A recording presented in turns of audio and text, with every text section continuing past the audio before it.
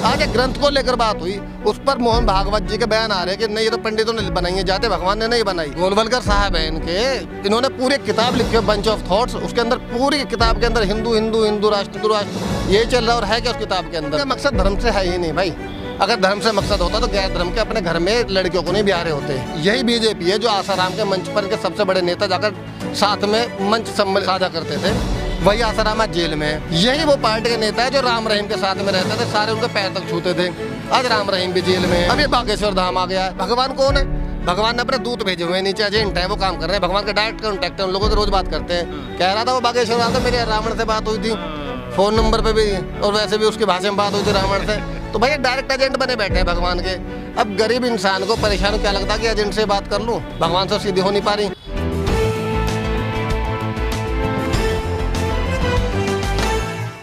अभी कुछ दिन पहले एक इंटरव्यू के दौरान जो यूपी के मुख्यमंत्री हैं योगी आदित्यनाथ, उन्होंने भी ये कहा है कि जो सनातन धर्म है वो राष्ट्रीय धर्म, जो धीरेन्द्र शास्त्री बागेश्वर धाम के बाबा, उन्होंने ये कहा था कि हम भारत को हिंदू राष्ट्र बनाएंगे।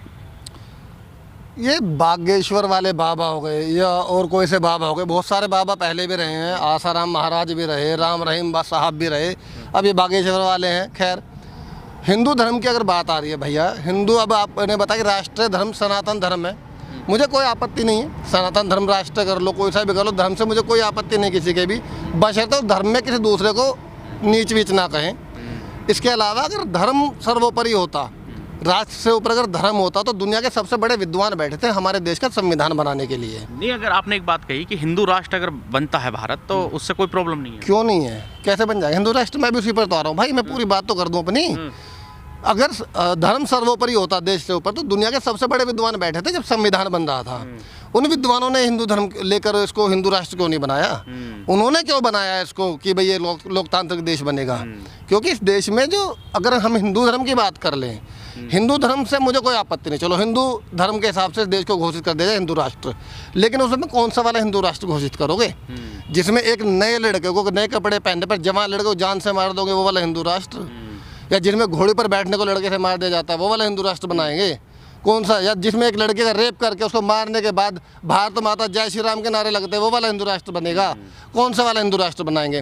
वो वाला हिंदू राष्ट्र जिसमें एक तबके को, बहुत बड़े तबके को, समुदाय को ये कह दिया जाए कि इसको शिक्षा से वंचित करो, ये पढ़ नहीं सकता, या वो वाला ढोल गवार पशु शूद्र नारी ये सब ताड़ना अधिकारी, वो वाला हिंदू राष्ट्र परिभाषित तो करें पहले भाई। हिंदुओं को तो एक लेवल पर लाए, हिंदू राष्ट्र बनाने में मुझे दिक्कत नहीं है, ये डिक्लेयर करेंगे कि हिंदू राष्ट्र में इनकी परिभाषा क्या होंगी हिंदू की।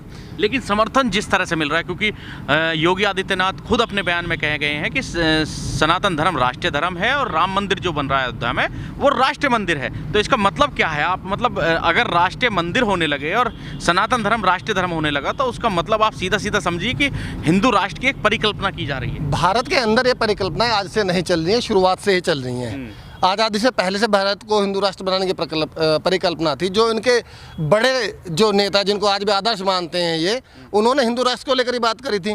गोलवलकर साहब है इनके, इन्होंने पूरी किताब लिखी है बंच ऑफ थॉट्स, उसके अंदर पूरी किताब के अंदर हिंदू हिंदू हिंदू राष्ट्र हिंदू राष्ट्र हिंदू राष्ट्र हिंदू राष्ट्र यही चल रहा है। और है क्या उस किताब के अंदर? वो कल्पना तो आज तक चली आ रही है, लेकिन उस कल्पना को आधारभूत ढांचे में उतारने के लिए इनको सच का जो कहते हैं सामना करना पड़ेगा, वो भी तो जरूरी है ना। आज एक ग्रंथ को लेकर बात हुई, उस पर मोहन भागवत जी के बयान आ रहे हैं कि नहीं ये तो पंडितों ने बनाई है, जाते भगवान ने नहीं बनाई।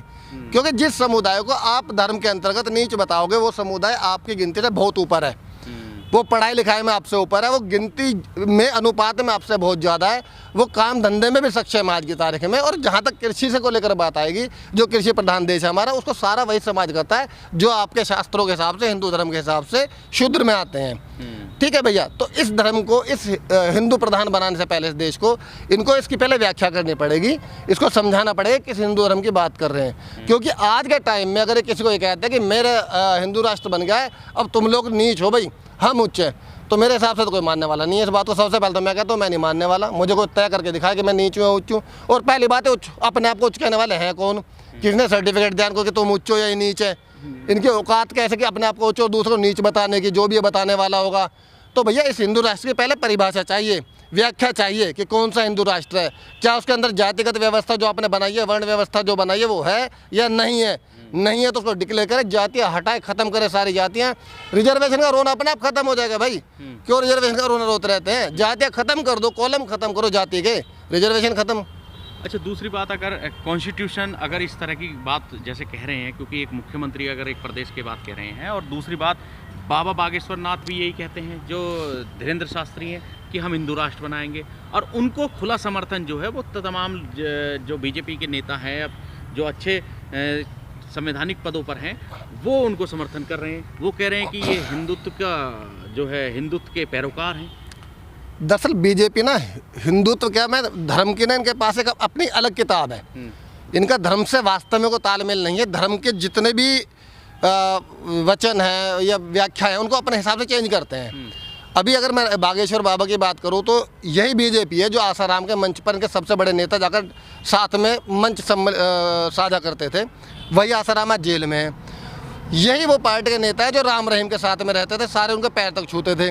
आज राम रहीम भी जेल में है, अभी बागेश्वर धाम आ गया है। तो हिंदुओं को बरगलाने के लिए कोई ना कोई चीज़ चाहिए होती है जिसका ये अपना बेस बनाते हैं। इनका मकसद धर्म से है ही नहीं भाई। अगर धर्म से मकसद होता तो गैर धर्म के अपने घर में लड़कियों को नहीं ब्याह रहे होते। धर्म से मकसद ही नहीं है। धर्म में तो कहते हैं कि आपस में तालमेल रखो, बढ़िया रखो, सब कुछ हमारे सौहार्द से रह रहा है। पिछली बार मोहन भागवत जी ने ये कहा था कि बिना मुस्लिमों के भारत की कल्पना नहीं करी जा सकती। तो धर्म से इनका कोई मतलब है ही नहीं। इनका मतलब है धार्मिक उन्माद कैसे फैलाया जाए, धार्मिक सौहार्द कैसे बिगाड़ा जाए, ताकि उस धार्मिक उन्माद और सौहार्द को बिगाड़ने के बाद में अपने पक्ष में वोट डलवाए जा सके। राजनीतिक परिकल्पना करते हैं, धर्म की कल्पना तो करते ही नहीं ये लोग। धर्म की कैसे बात कर लेंगे? जितने भी बीजेपी वाले हैं, भी अगर धर्म ग्रंथ पढ़े हो तमीज से तो बता दो, कितने डिबेट से मुँह की खा चुके हैं ये लोग। तो इनको धर्म ग्रंथ से, धर्म से कोई मतलब नहीं है। इनको मतलब है अपनी राजनीति कैसे चमकानी है। बाबाओं का सहारा लेते हैं, और ये बाबा सारे फ्रॉड निकल रहे हैं जितने भी तक आए इनकी लिस्ट में। अब बागेश्वर धाम में देखते क्या निकलने वाला है कि लड़कियां जरासी सी भाई, सुहानी शाह खुलेआम चैलेंज कर रही है टीवी पर, आज तक पर आकर बैठे सारे चैनल्स पर बैठ गए वो लड़की आकर खुलेआम चैलेंज करेगी। अगर बाबा में दम है तो उसको चैलेंज कर देना, बताए कि वो लड़की गलत है। वो तो कह रहे कोई चमत्कार नहीं है। देश गरीबी भुखमरी से गुजर रहा है। 45 साल में सबसे ज़्यादा गरीबी में हम लोग हैं। बेरोजगारी में 45 साल के रिकॉर्ड टूट चुके हैं, भुखमरी टूट चुके हैं। तो ये देश में जो लोग रहने वाले हैं भाई, ये कल्पना करते हैं कुछ ऐसा हो जाए, चमत्कार ही हो जाए कि घर चल जाए, घर में रोटी आ जाए। उस चमत्कार के सारे बाबाओं में फंस जाते हैं। जिन बाबाओं को ऐसी सरकारें बढ़ावा देते हैं, प्रोत्साहन देती हैं, सिक्योरिटी देती हैं, अब वो बाबा इन जो गरीब तबका चल कर आया वहाँ पर उसको चंगुल में फंसा कि धार्मिक तौर पर जो इस तरह के पाखंड करते हैं लोग, वो पब्लिक को या यूं कहें जनता को जल्दी से बरगला लेते हैं, और उसी चीज़ का फ़ायदा रोज जो लोग हैं वो राजनीति में लेना चाहते हैं।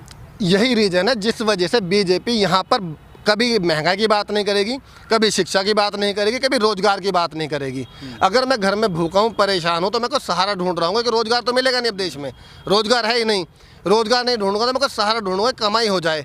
कमाई का जब कोई रास्ता नहीं मिलेगा तो भगवान को चमत्कार ही कर दे। हाँ, तो भगवान में बड़े जीते हम लोग भैया। भगवान को चमत्कार कर दे। भगवान कौन है? भगवान ने अपने दूत भेजे हुए हैं, नीचे एजेंट है, वो काम कर रहे हैं। भगवान का डायरेक्ट कॉन्टैक्ट है, उन लोगों के रोज बात करते हैं। कह रहा था वो बागेश्वर वाला था, मेरे रावण से बात हुई थी फ़ोन नंबर पे भी, और वैसे भी उसकी भाषा में बात हुई थी रावण से। तो भैया डायरेक्ट एजेंट बने बैठे हैं भगवान के। अब गरीब इंसान को परेशान क्या लगता है कि एजेंट से बात कर लूँ, भगवान से सीधी हो नहीं पा रही, तो इन एजेंट के चक्कर में फंस जाते हैं। और ये इतने बड़े पाखंडे, इतने बड़े धूर्त हैं ये लोग भाई, ये फंसाते बड़े सही तरीके से हैं। वो बेचारों से लगता है भाई कुछ ना कुछ तो होना है। अब भीड़ इतनी जा रही है, 100 में से 2 के काम होगा तो 2 इतना शोर मचा देंगे। 98 इसी वेट में बैठे रहते हैं, चल इसका तो हुआ, मेरा भी हो जाएगा। वही कहानी है इन लोगों की भाई, कहीं कुछ नहीं है सिवाय पाखंड के और अंधविश्वास के। इनके पास कुछ नहीं है जिसका सहारा बीजेपी ले रही है गरीबी को और बढ़ाकर, भुखमरी को और बढ़ाकर, ताकि ये वही दबे कुचले। एक हिटलर ने कहा था ना कि देश में लोग को इस कदर ला दो कि रोटी को खाना ही विकास समझ लें। 2 वक्त की रोटी को, 2 वक्त की रोटी को विकास समझ लें। तो बीजेपी बिल्कुल हिटलर वाली उस पर चलते हैं, लय पर चलते हैं। आज उन्होंने देश में वही हालत ला दी है। अगर 2 वक्त की रोटी तमीज से मिल जाए तो मुझे लग रहा है भाई ठीक है, चल अपना घर तो चल रहा है। और जिसको नहीं मिल जाए भैया वो सहारा ढूंढ रहा है एजेंट का। ये जो भगवान के एजेंट आए हुए हैं इनका। एक तीसरे बाबा की बात कर लेते हैं, बाबा रामदेव। उन्होंने एक बयान दिया है बाड़मेर में, राजस्थान के। उन्होंने कहा है कि मुस्लिम धर्म को टारगेट करते हुए उन्होंने कहा है कि जो मुस्लिम लोग हैं वो बस नमाज पढ़ने तक ही हैं और नमाज पढ़ने के बाद उनको पूरी छूट हो जाती है कि वो कुछ भी करें। तो इस तरह का बयान देना और एक तरफ हिंदुत्ववादी मतलब एक परंपरा को और उसको सनातन धर्म को राष्ट्रीय धर्म तक बता देना, क्या लगता है आपको कि अपने धर्म को सर्वश्रेष्ठ और दूसरों को इस तरह की बात कह देना? दुनिया के सबसे नालायक, पाखंडी और नीच बाबा छांटे जाए ना तो इसका नाम आएगा। बाबा कहाँ से आ गया यार? क्यों खामखा के बाबा क्या है? बाबा में भाई बाबा होता है जो अपने उपाधि तो इसी नाम से आध्यात्मिक दुनिया में हो, उसका इस सांसारिक दुनिया से क्या लेना देना? ये कहेगा बाबा, ये तो लाला है, लाला हरामदेव डेढ़। इसने भारत का जितना नाश कराया है, जितना सपोर्ट इसने कराया भारत को नाश करने में, शायद ही किसी ने करा हो। ये वही नीचे जो 300 का 150 सिलेंडर बेच रहा था बैठ कर टीवी पर आकर, आज इससे बात करो, कह रहे जो पुरानी बात हो गई वो तो बात चली गई, आज ये बयान ऐसे दे रहा है, कल को फिर बदल जाएगा। ये तो बिजनेसमैन है, भाजपा के सारे में बिजनेस चल रहा है और आज की तारीख में अभी जल्दी भारत का नंबर 1 बिजनेसमैन होने वाला है। ये शायद हो भी गया हो, अभी तक नई रिपोर्ट में पता चल जाएंगे। अब तो शेयर भी गिर गए, जब से अडानी का वेद खुला तब से इनके भी शेयर डाउन जा रहे हैं। हाँ, अडानी खोलेंगे तो उसके भी खुलेंगे। अडानी को अगला नंबर इनका ही है क्या? सबका नंबर आना है इनका भाई। इस वीडियो में कही गई सभी बातें वक्ता की अपनी राय है, जिसकी पुष्टि हम या हमारा चैनल नेशन टाइम नहीं करता।